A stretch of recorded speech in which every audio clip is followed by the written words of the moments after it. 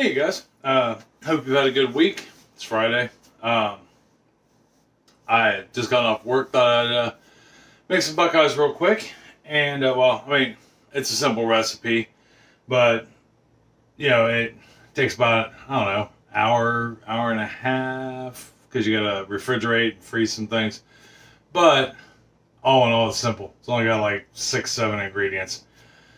So that being said, if you're new to my channel, I'm Brian, Mr. Smith. Welcome. Glad you stopped by. If you're returning, fantastic. Glad you're here. Don't forget to hit subscribe, notification bells if you want to know when my videos come out. They come out 3, 4, 5 days a week.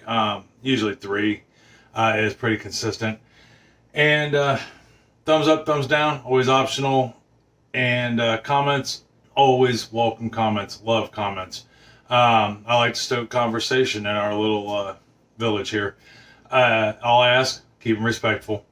Think before you speak. I don't care if you agree with me or not. Great if you don't. Just think before you speak. So anyhow, or think before you type, so to speak. So today I'm going to do buckeyes. I know there's like a bazillion buckeye videos out there, but I really want to do buckeyes. I'm doing them anyhow, and thought I'd bring you guys along for the ride. If nothing else, 5 generations from now, my great, how many ever times that is, grandkids will know how I made buckeyes. Like I said, really easy recipe. Let's go ahead and move the camera down here to the countertop. If you are new, you are pretty much looking at my entire kitchen. It goes another 2 foot in that direction, and 5 foot in that direction, and literally 1 foot behind you is the back wall. This wall, there's a wall right here where these cabinets are. But anyhow, so let me get the camera down, and we will start making buckeyes. Now this is kind of a 2-part process, so to speak. We're going to make the peanut butter filling first, and then after we make the peanut butter filling, we're going to do some globs, for the better term of the word, not quite balls yet, and or peanut butter balls, and then we're going to put those in the freezer, and then we'll pull them back out after about 10-15 minutes, and we'll roll them, and then we're going to put them back in the freezer for an hour. Okay, after that we'll do the chocolate and dip them and put them in the fridge. So anyhow, let's get started. First thing we need is 1 cup or 240 grams of peanut butter. Creamy peanut butter in this instance. I suppose you could use crunchy, but that'd be really weird in a buckeye, because traditionally they're a smooth peanut butter and a nice, smooth, shiny chocolate. And we don't, so you could use crunchy, I guess, but traditionally use your favorite creamy peanut butter. Whatever you and your family like. To this, we're going to add 3 tablespoons of butter, all right? And I'm trying to remember what the weight is on it, but if you look at your butter package, that's unsalted butter. Right here are lines. Though each one of those spaces is a tablespoon, okay? That's how you know there's 3 tablespoons in there. I remember an entire stick is 115 grams of butter. Divided by 8 is, I have no clue. But 3 tablespoons of butter. And then we're just going to, your butter has to be at room temperature. It has to be soft. Sorry, didn't mean to slam that on there, because we're going to want to mix this together. As far as equipment you'll need, a scale is helpful. So that way you can, scales are always helpful in baking of any kind, even if you're not really baking. But you want a scale, a bowl, and if you have like a double boiler, great. But if you don't, that's fine too, because we're going to melt the chocolate. We're going to use broke up chocolate bars. And but you'll need a double boiler of some sort. So I'm just using a stock pot with or a Dutch oven with a little bit of water at the bottom, and then I'll use a glass bowl that's already got the chocolate in it to make that happen. All right, so we got our butter, and like I said, you want your butter at room temperature. This is room temperature as you can get it. If you can put it out the night before, great. I put mine out in the morning because we want to make sure we don't have any butter lumps, so to speak. Butter lumps are not the way to fly. for as long as mine's been out, I'm still getting a little lump in it. That's okay. My kitchen has not been hot all day, which has been kind of nice. We do a lot of cooking. We cook everything. We don't eat out a whole lot, so we cook 2 to 3 meals a day. But today was kind of a not cooked day till now.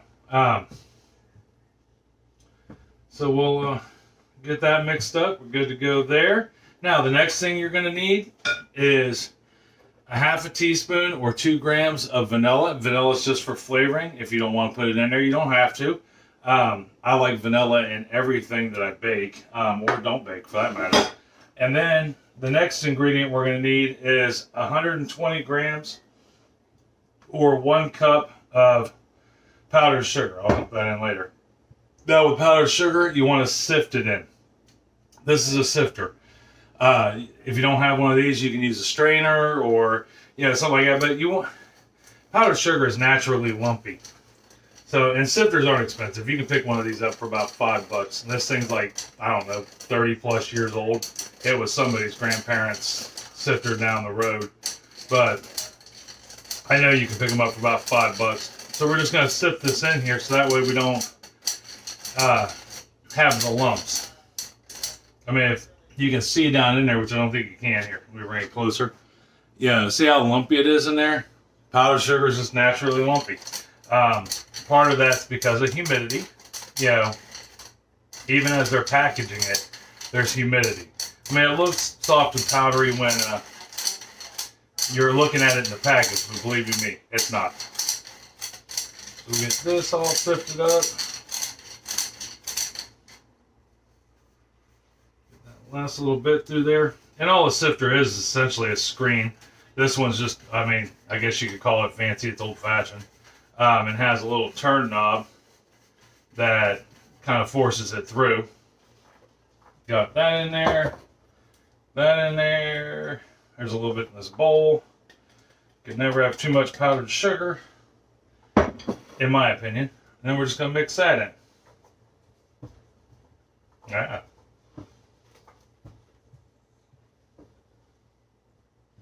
Now, when we get done mixing this all together, and we go to make the clumps, for lack of a better term, to put on our cookie sheet, I'm going to run them about 10 grams each. And this will make about 30, 35 small buckeyes, but you make them as big as you want. I mean, there's no rule with these on how big or small to make them, so to speak. You can do it however you want. But I like them at least bite size at minimum. That tastes really good. All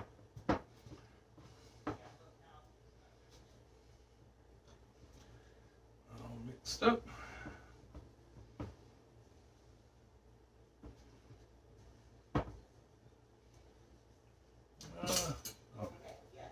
Offset there. I mean, I don't know if you can see it exactly, but I mean, it's getting firm, which is what we want. This peanut butter is naturally kind of loose and creamy, by nature.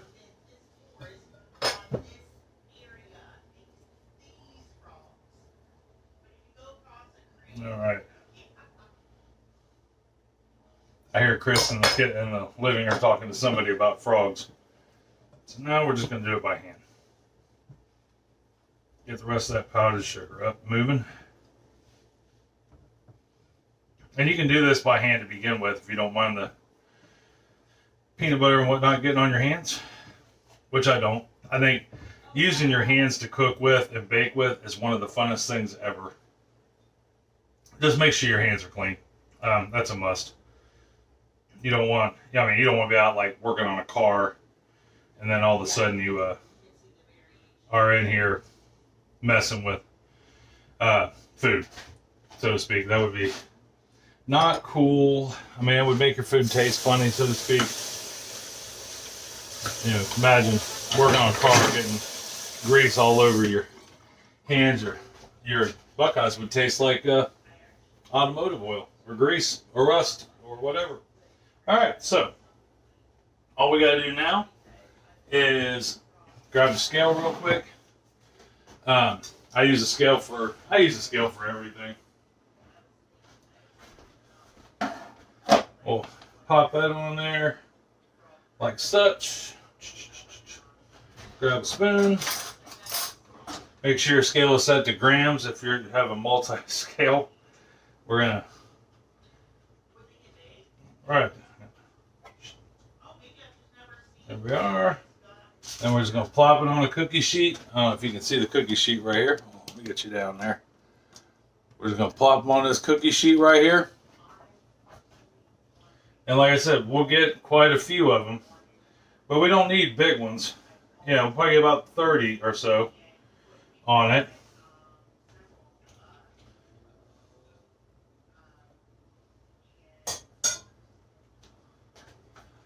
All right, I'm going to finish these up, and then we'll talk about what we're going to do next.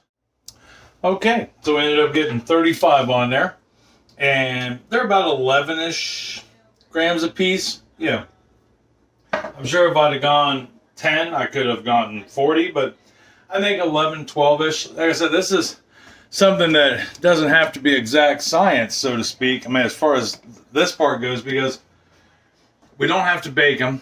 We don't have to worry about them baking evenly. So you can make these as big or as small as you want. But these are about bite size. You know, you put 2 small bites maybe, but for me it's a bite size. So the next thing I need to do is put these in the freezer for about 10 minutes. And then when that 10 minutes is up and they're good and firm, we're going to take them and just roll them into balls real quick. You know, and then we're going to stick them back in there for about an hour. So I'll be back when we go to roll these up, so I can show you what I mean by rolling them up. All right, see you in just one. All right, so it's been about 10 minutes. We're gonna go ahead and take these out of the freezer.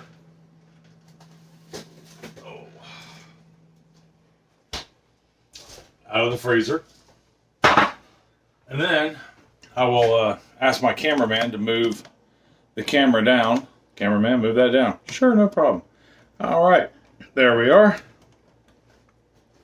And then all we literally have to do, Chris just laughed at me, is take them and roll them into balls, okay? So, you're probably going to get a little peanut butter on your hands. If you have gloves and you want to wear them, that's great. You can wear gloves. And if you get a little peanut butter on your hands, that's fine. It washes right off. It's not a big deal. Now, I will tell you, you want to work quick, especially if you have hot hands.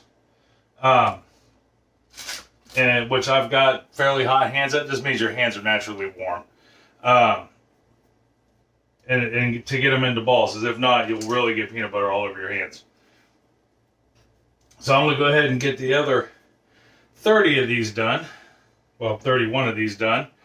And put them back in the freezer for an hour. We're gonna have to freeze them for at least an hour. And then after that, when I come back, we will make some chocolate to dip them in. We'll be about 90% done. These are just so fast, so easy, and fun to make. I mean, they really are. All right, I'll see you here in just 1 millisecond. So we've come up on about an hour with those guys being in the freezer. So what we're going to do next is go ahead and start melting our chocolate. Now, last week when we did the Boston cream pie, if you remember, I made the ganache. I made it in the microwave, and it didn't turn out so hot. So I'm going to pretty much show you the proper way, like I said earlier, about using a double boiler. And I'll even show you how to do this if you don't have a true double boiler. Because this is the way we do it here, and same principle applies. All right, so let me get you down here, and we'll start the process. Okay, so we've got our Dutch oven, right here, and we've got 5 ounces of semi-sweet chocolate, right? And in this case, and this is the beauty of this, you can use any chocolate you want.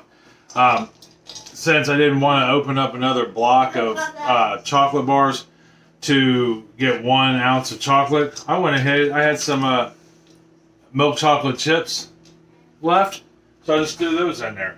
So you want 5 ounces of the chocolate of your choice. I have water in the Dutch oven, and then I'm going to put a teaspoon of shortening in there. just some Crisco. Is all that is. And it's okay to buy a container of Crisco even if you only use it a couple times a year because it lasts forever.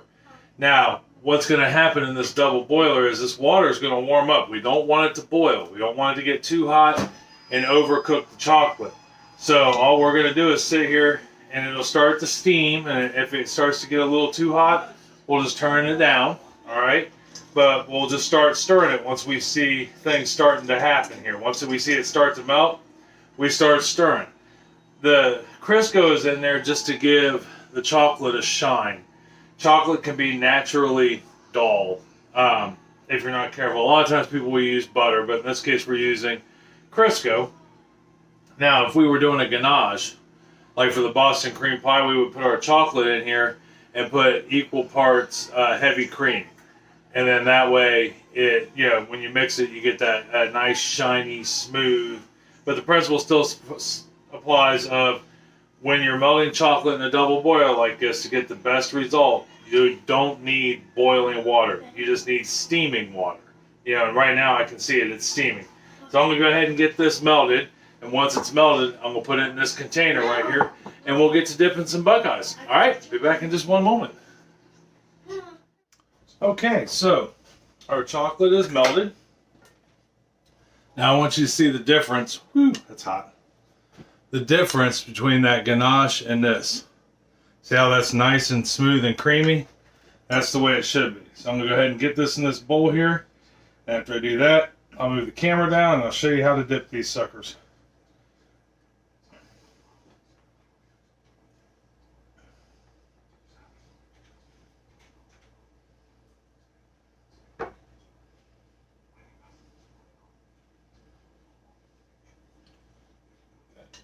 Here. That chocolate's got such a beautiful color to it.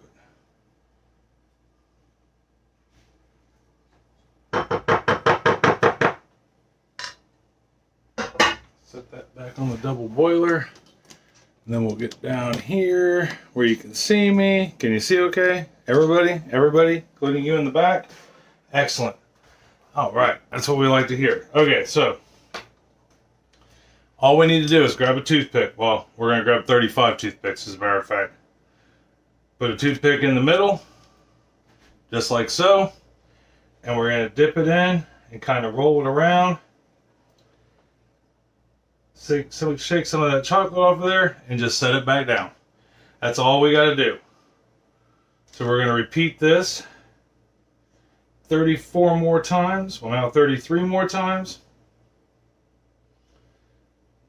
And if you run low on chocolate, all you gotta do is just put some more together. Just stick these in the fridge so they stay cold and warm you up a little more chocolate. But I don't think you'll run out of chocolate. I mean, we've been pretty much using this now for a minute. And I'm leaving the toothpicks in there. You don't have to. You can just as easily pull the toothpick out now. But I'm gonna leave them in there anyhow. So now, like if I were serving these at a party, I'd leave the toothpicks in them. And that way they could grab them without using their fingers on the chocolate.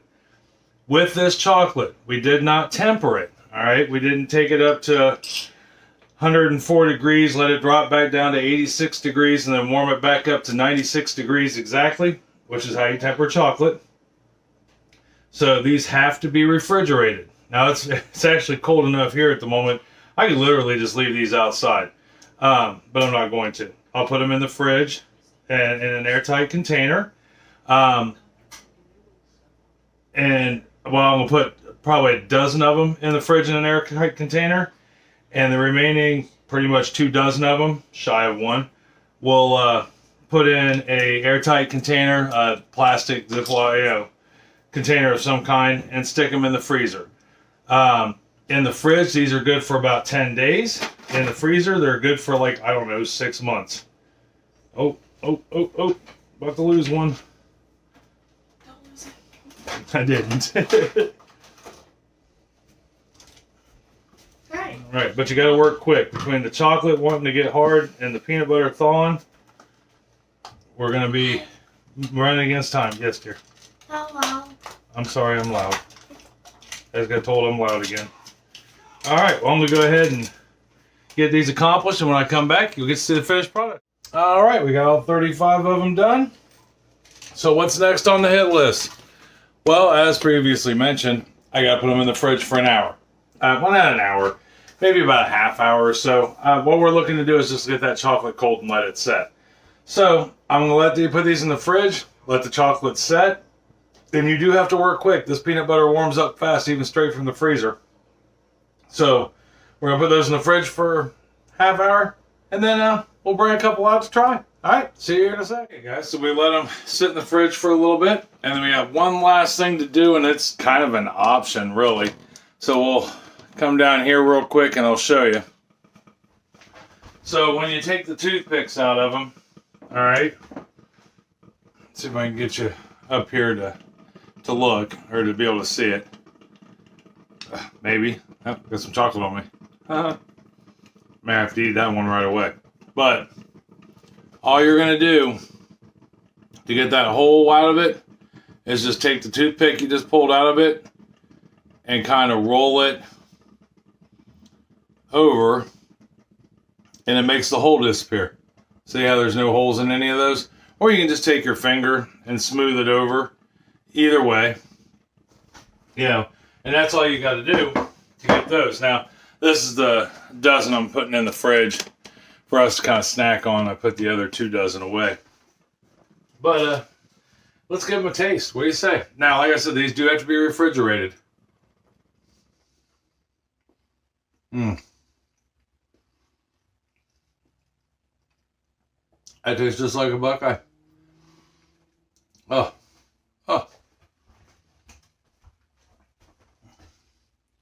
You've got to try these. They're simple. They're easy to make.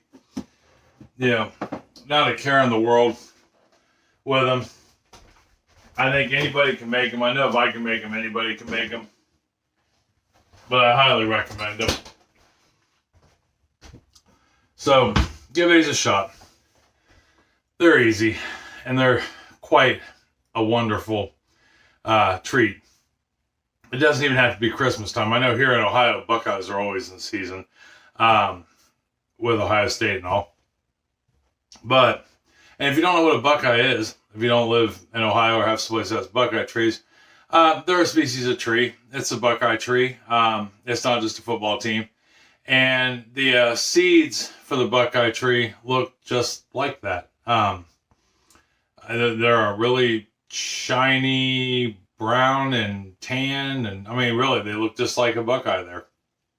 So, and they come in different shapes and sizes. They're not perfectly round, and they're not really dipped in chocolate. But interesting side note, they are poisonous. Well, the nut itself is poisonous. It has a coating on it that American Indians used to put on their spear tips to stun fish with. It would, that way they didn't have to, so all they had to do was nick them. And it would paralyze the fish. And that's how they would catch them and clean them and cook them. It was really kind of cool. It won't kill you, the stuff that's on it, but it will make you horribly sick if you go licking a Buckeye, so to speak. So, if you ever find a real Buckeye, don't lick a real Buckeye. It'll make you sick. That being said, try these. Let me know what you think. I think they're wonderful. We've been making them for a few years now, this particular recipe, and we probably go through an easy 5 to 6 dozen of them every holiday season, and enjoy every last minute of it. All right. So, I hope you try the peanut butter cookies you saw in the last episode. I hope you try these Buckeyes. If you do, let me know. Let me know if you thought they were good. Let me know if you thought they were horrible. Leave me a comment either way. Until next week, where I think we're going to do a lemon pepper chicken. Not sure what we're going to do for dessert, but it'll probably be another cookie of some sort. I can't decide if we're going to do stained glass cookies this week or next week, or this coming up week or the week after. But it'll probably be next week in all reality, just so we can get them out of the way.